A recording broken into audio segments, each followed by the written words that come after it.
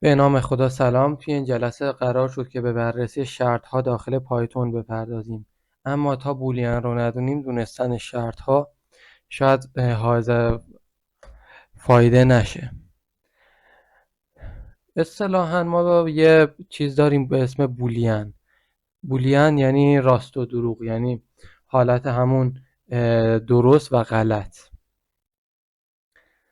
مثلا من یه x میسازم میگم هستش true. true داخل پایتون با تی بزرگه، تو یه سری زبونا با تی کوچیکه.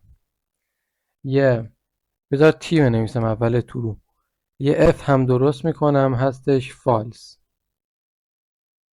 false همونطور که خودش هم گفته یه جور کیورد هستش، یعنی من داخل متغیر نمیتونم یه اسم متغیر رو بذارم false.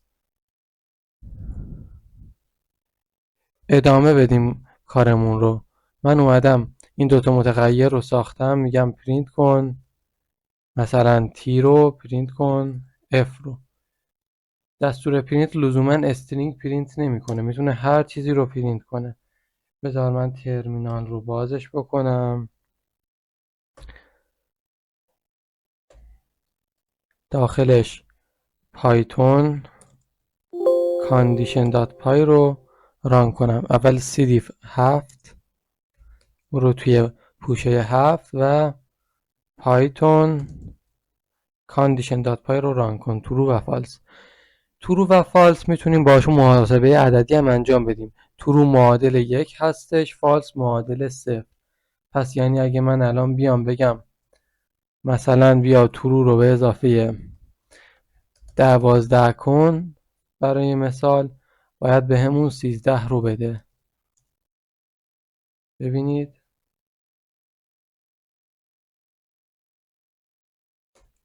بله 13 رو داد، چون true معادل 1 هستش.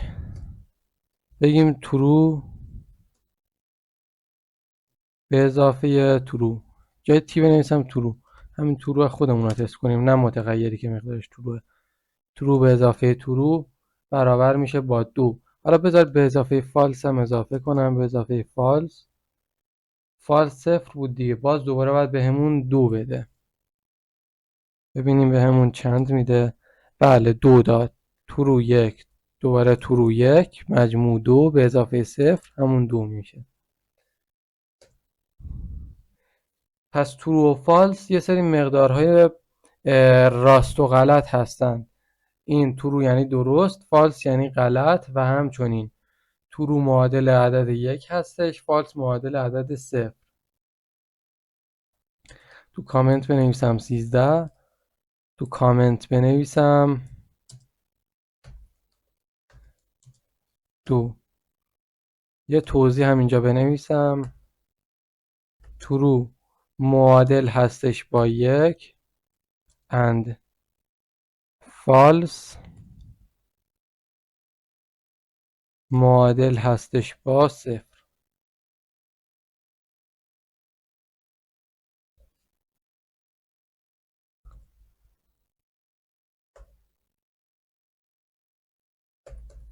بریم سراغ بقیه مطالبمون.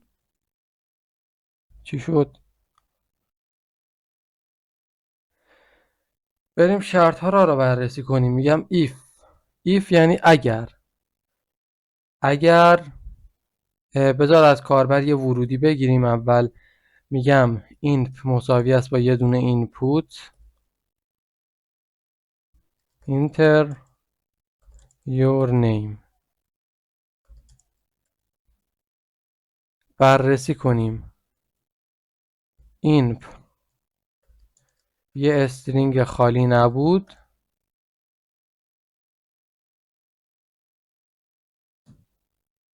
پرینت کن این پرو. else در غیر این صورت پرینت کن. چی رو پرینت کنیم؟ پرینت کن empty، خالی. بررسی کردیم ببینیم اینپوت خالی نباشه، علامت تعجب مساوی یعنی نبودن. اینپوت مساوی نباشه با یه استرینگ خالی. اگه مساوی نبود با استرینگ خالی پرینت کن این پرو، در غیر این صورت پرینت کن empty. ممکنه کاربر فقط اسپیس وارد کرده باشه. خب این شرط رو هم اضافه کنیم، بگیم اینپوت دات تریم شدهش بیاد تریم کنه برامون، یعنی بیاد و اسپیس های اول و آخر اینا رو برداره. یه اشتباهی، ما داخل پایتون، داخل زبون برنامه‌نویسی مختلف ما تریم داریم، اما اینجا باید از استریپ استفاده بکنیم. در هر صورت جفتش به هر حال یه کار انجام میدن، منتها تو زبون‌های مختلف این تابع ها نوع اسمشون فرق داره. آخ یه غلط خیلی بزرگ، من جای این نوشتم اینپوت. ما میخوایم این متغیره رو ازش استفاده کنیم، نه تابع اینپوت رو.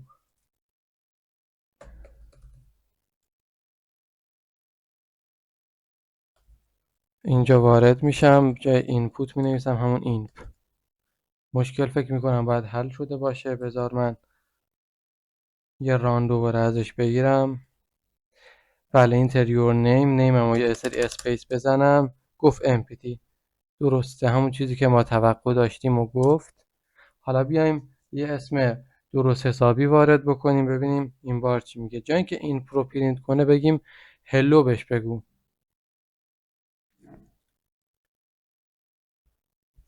هلو اینپ. مجدد ران کنم اینتریور نیم علی، هلو علی. پس این هم از شرط ها بررسی میکنیم. اگر با حذف اسپیس ها و یه سری کاراکترهای بکسلشن و از اینجور حرفا از داخل ورودی که کاربر وارد کرده چیزی که باقی مونده یه استرینگ خالی نبودش، پرینت کن هلو اون اسم فرده. در غیر این صورت پرینت کن امپتی. ما بیایم یه تحت یه پروژه عملی تر این بررسی رو انجام بدیم. F new file، یه فایل درست کن برام، بذار داخل جلسه 7 با نام admin.py. این ادمین رو با ادمین جنگو اشتباه نگیریدش. این ادمین صرفا یه جور تست هستش برای شرط ها. من میام ادمینم رو تعریف میکنم، میگم یوزر نیم، مثلا یوزر نیم هستش علی بختیاروند، پسورد هم هست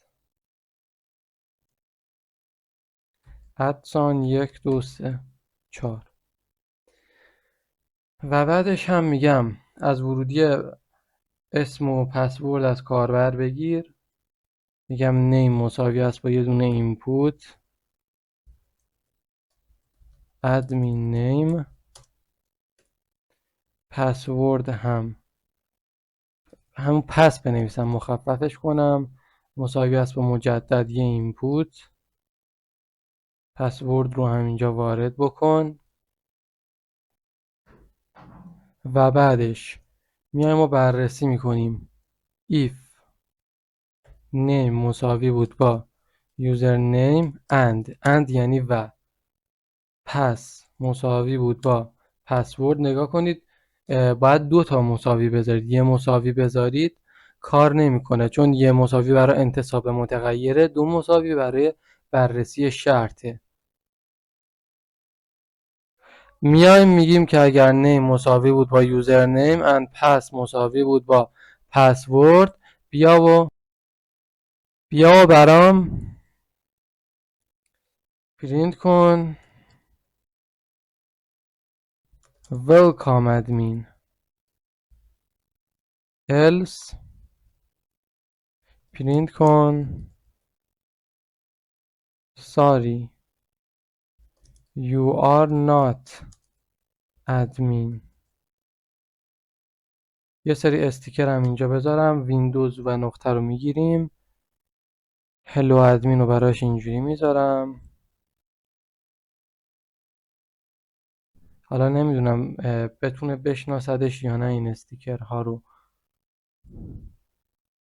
و اینجا هم you aren't admin یه جور حالت ناراحتی بذارم، ذخیره کنم. پس مساوی این مشکل چیه؟ and پس مساوی بود با این. بخشید این پاس از قبل داخل پایتون یک کلمه رزرو شده است. وقتی ما یه تابع میسازیم میخوایم خالی بذاریمش از پاس استفاده میکنیم. یه W به تهش اضافه کنم تا کیورد دیگه نباشه. توی زبونهای دیگه ما راحت میتونستیم مخفف پسورد رو بنویسیم پس و ازش استفاده کنیم، اما اینجا این اجازه رو بهمون نمیده، چون دستور پس به معنی خالی گذاشتن تابع است و یک کلمه از قبل رزرو شده است. حالا که ران کنم یه اسمتو وارد کن. اسممو بدم علی، نه علی بختیاروند. یه کاندیشن دات پای رو ران کردم. باید فایل admin دات پای رو ران کنم. admin name علی، پسوردش هم این. sorry you are not admin. نمیتونه استیکرها رو اینجا بهمون نشون بده. ببینم داخل بقیه ادیتورها قابل مشاهده هستن. بذار من VS کد رو بالا بیارم.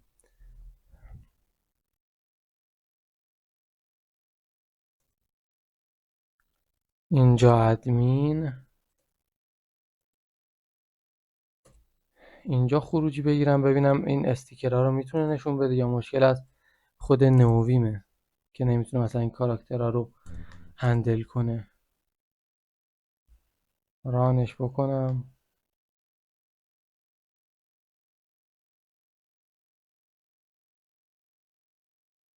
ادمین نیم، پسورد. بله استیکرها به خوبی نمایش داده میشه. مشکل از نوویم بود که نمیتونه این کار اینجور استیکرها رو بخونه. علی بختیاروند. پسورد رو هم بدم ادسان 1 2 3 4 ویلکام ادمین. به خوبی این وضعیت بررسی ادمین داره کار میکنه برای ما. پس شرط ها اینجا به درد میخورن. حالا یه پروژه عملی تر شه این دوتا رو از صفحه HTML مثلا کاربر وارد میکنه و بعدش ما بررسی میکنیم، میبینیم که داخل دیتابیس چون این کاربری وجود داره. بعد میایم میبینیم مقام این کاربر داخل سایت ما چیه. اگر ادمین بود بهش اجازه ورود میدیم، اگر هم نبود بهش یه پیغام نمایش میدیم که میگیم شما حق دسترسی مثلا به این صفحه رو ندارید چون که ادمین نیستید.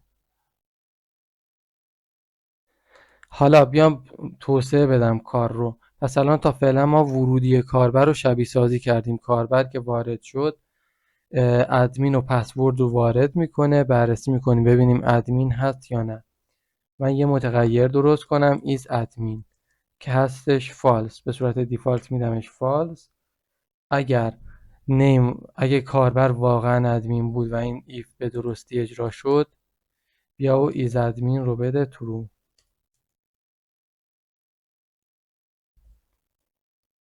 در نهایت بیایم بررسی بکنیم مثلا اگه کاربر ادمین بود حق داشته باشه که بیاد و مثلا اسم یک کاربری که از قبل ذخیره شده رو عوض کنه. میگم یوزر مساوی است با صابر نیکنام مثلا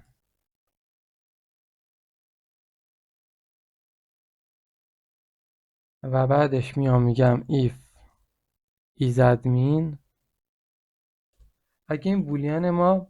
اگه متغیر ما به تایپ بولیان باشه دیگه لازم نیست اینجا بنویسیم مساوی است با true.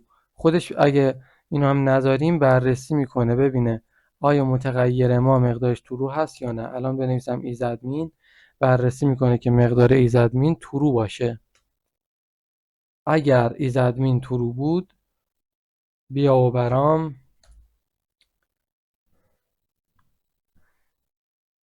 این یک مساوی است با یه دونه اینپوت از کاربر بگیریم.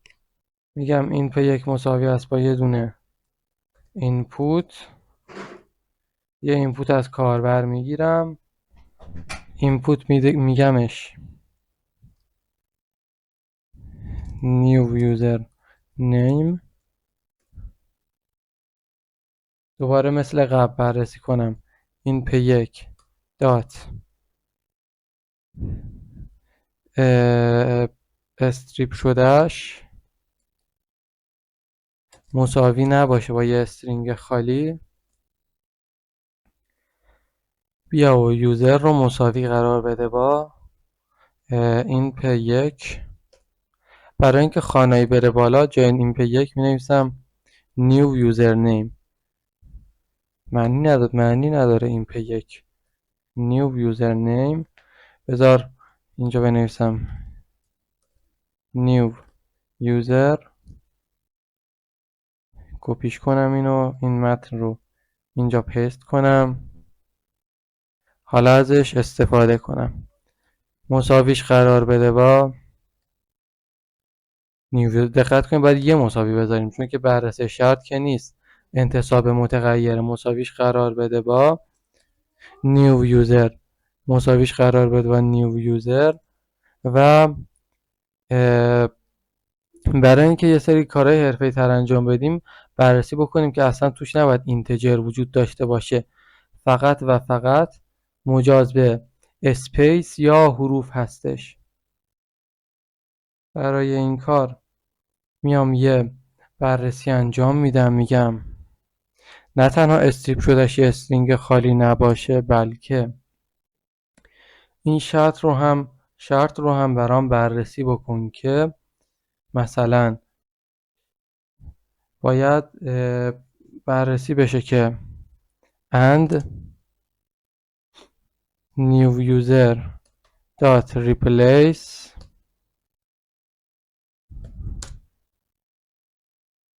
dot is alpha فقط باشه، فقط حروف باشه داخلش. این دوتا شرط که برقرار بود ما حق داریم که پم یوزر رو اضافهش بکنیم. یه ارور داده، متاسفانه بی‌دقتی. باید بگم جای اسپیس ها بذار یه چیز خالی. این پارامتر دوم خیلی مهمه. اصلا ریپلیس یعنی همین، یعنی یه چیز رو با یه چیز دیگه ریپلیس کن، در حالی که من ندادم بهش چیزی که قراره جای مقدار سابق بیاد. رانش بکنم، بذار به درستی وارد کنم تا بتونیم وارد مراحل بعدی بشیم. پسوردش هم میدم ادسان 1 2 3 4 نیو یوزرنیم ویلکام ادمین. مثلا اسپیس اول بدم، بعدش بنویسم یه چیز عددی، بعدش دوباره حرف، دوباره عدد. فکر نکنم اضافه شده باشه. بذار یادم رفت پرینت ها رو بگیرم و بعدش هم پرینت کن نیو یوزر و بعدش داخلش بنویس یوزر رو. یه الس هم بذارم اگه نتونست تغییر بده بیاد و برامون پرینت کنه verify error. مثلا error invalid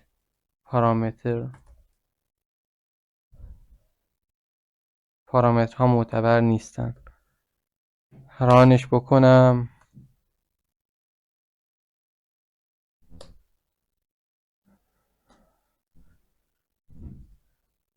ادسان 1 2 3 4 نیو یوزر مثلا علی 90 اسپیس، دوباره نتونست اضافه کنه به خاطر اینکه پارامترها ولید نیستن. همونطور که خودم گفتم چون که عدد داخلشه این مشکل پیش اومده. بار بعدی بذار عدد ندم به عنوان ورودی. ادمین نیممون اینه، پسوردش هم هست این، نیو یوزر نیم هست مثلا تقی، نیو یوزر تقی. به خوبی اضافه شد کاربر جدید. پس اینو از بررسی ادمین یه جور اومدیم شبیه سازی کردیم واقعیت رو با یه سری کدهای کوچیکتر. میگم همونطور که میدونید باید داخل برنامه نویسی عملی ما بیایم اینو مثلا از سایت بگیریم. اول باید ورودی ها رو به عنوان یه فرم مثلا لاگین از کاربر بگیریم، بعد بریم داخل دیتابیس بررسی کنیم که ببینیم همچین کاربری که اطلاعاتش وارد شده داخل دیتابیس هست، که ما اومدیم با استفاده از 2 تا متغیر به عنوان نماینده دیتابیس شبیه سازی کردیم. و بعدش اگه چنین کاربری داخل سایت بود، توی اینجا داریم بررسی میکنیم، اگر چنین کاربری داخل این سایت بود بررسی بکن ببین ادمین هست یا نه. ولی چون ما میدونستیم اگه کاربر اینجوری باشه ادمینه، میگیم بله بگو ادمینه و بعدش بهش بگو ولکام ادمین. حالا تا اینجا میشه بحث اتنتیکیشن و یه سری اتورایزیشن. حالا اتورایزیشن هنوز نکردیم، فقط بررسی کردیم که کاربر اتنتیکیت کرده باشه. حالا آره یه اتورایزیشن ریزی هم کردیم، مقام کاربر رو داخل سایت تا فعلا به دست آوردیم. بعدش حالا میخوایم بر اساس این مقامی که مثلا داخل سایت داره دسترسیشو محدود بکنیم یا محدود نباشه. بررسی کردیم اگه کاربر ادمینه دسترسیش محدود نیست، اگه ادمین نیست دسترسیش محدوده. خب بررسی کردیم اگه کاربر ادمین بود دسترسیش آزاد بشه و حق ویرایش کاربر داشته باشه، اگر ادمین نبود ارور بده که آقا تو نمیتونی این کار رو انجام بدی چون ادمین نیستی. پس این هم از این موضوع. ما اومدیم عملا یک سایت خیلی سنگین رو توی یه ابعاد کوچیک شبیه سازی کردیم. عملا صفحه لاگین و صفحه ویرایش اطلاعات کاربر رو داخل چند خط کد، داخل 23 خط کد شبیه سازیش رو انجام دادیم.